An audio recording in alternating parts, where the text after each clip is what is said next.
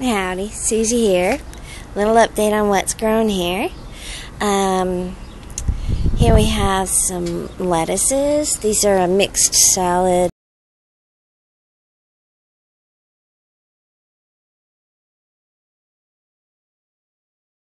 This is a red romaine. These are Luke Marion's cantaloupe. We have a lot of tomatoes up here that didn't get planted. I ran out of space, so they're on hold. We have a variety of plants here. This is Casa Banana, millet, bell peppers. These are the peppers that were from last fall. I had planted them and they didn't grow, and I transplanted them into these pots, and they're starting to get little flowers. So these are going to be going into the next garden bed that's ready. I'm not sure what this is. Oh, this is a green cotton. My spider plant. This little flower here, isn't it beautiful? This is growing up here, up this whole thing, and this is, oh, here's some. These are just the start of them. These are the Asian yard-long beans, and they're growing all up the trellis. We've got some mint. These are my basils. I have a sweet basil, and in the back here is Thai basil. Oh, it's kind of dark in here. This is my laundry room. This is cilantro. Some peppers that they're starting to look yellow. So I'm going to be transplanting these. These are tobacco. These are 4 different types of tobacco. I need to transplant these. These are Ray's Crazy Romas. Pimento. More tomato right there. This is Fraser fir. Seeds I got from Luke Marion. Have not sprouted. Luke, if you know how long it takes for these to sprout, let me know. This over here is is not sprouted. We just planted it 2 days ago. This will be a new watermelon we're trying this year. It's called Alibaba, and I got it from Baker Creek. Let's head back outside. We'll go through the gardens. Of course, the banana from last year and the orange still around. Oh, sorry for spitting you. This is rosemary that my friend had given me, and you know, I'm killing it. I don't know what I'm doing wrong. This is the last one she gave me. It didn't live either. So if anybody knows what I'm doing wrong, everything else survives in this soil. I put a mixture of good stuff in there. I don't know. Maybe it just needs time to wake back up. This is the yard-long beans, and I planted some other beans right here. I had planted some other beans all along, and the chickens got out of the coop, and they were over here eating the beans. So, this is yarrow that I got from Francis, and it's filthy from this rain. Raspberry. This is my yellow squash. This is another yellow squash, and it's all the ants in there. Everything's dirty from the rains lately. It's been raining so much. All along the front of the squashes are radishes. They're turning out really nice. I'll probably be picking some of those today. Here's a double squash. This is yellow squash. And let's see, this starts the zucchini. These are zucchinis here, and they're very tiny. They haven't even opened. Radishes all along here. More radishes. I'm probably going to be picking these today. Some of them look like they're getting, you know, big enough to eat.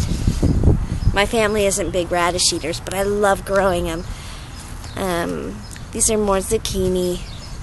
A lot of little tiny zucchinis there, more radishes. Ooh, can you see that one? And another zucchini. And then over here in bed 1, this is the plant that was supposed to be a cucumber on the label, but it is definitely a yellow squash. These here are lemon apple cucumber, and they started branching out here everywhere, and I've been trying to put them back and tie them up in here, but there's just so many of them. Oh, looks like maybe there's a baby one right there. And then this side, these cucumbers are pickling cucumber. And then my cabbage. This one here, last night I noticed there was a lot of bugs eating this particular leaf. They come in and they take a few bites and then they leave. So last night I came in here. This is Napa cabbage, and because they're so crowded and all, I came in here last night and I harvested the bigger outer leaves, and I started them into a batch of kimchi inside. This right here is a grapevine. There's one on the other end too. I'm hoping to grow them up the wood part here. There's a volunteer tomato, which we see everywhere. Here's one right here on the outside of the flower bed. Here's some here. We didn't plant these tomatoes. They just grew. Everything that was on this side of the bed, the chicken ate. It was all broccoli. So, and I replanted it, and she got out and got it again. They were just tiny though. So I'm going to plant something else there this week.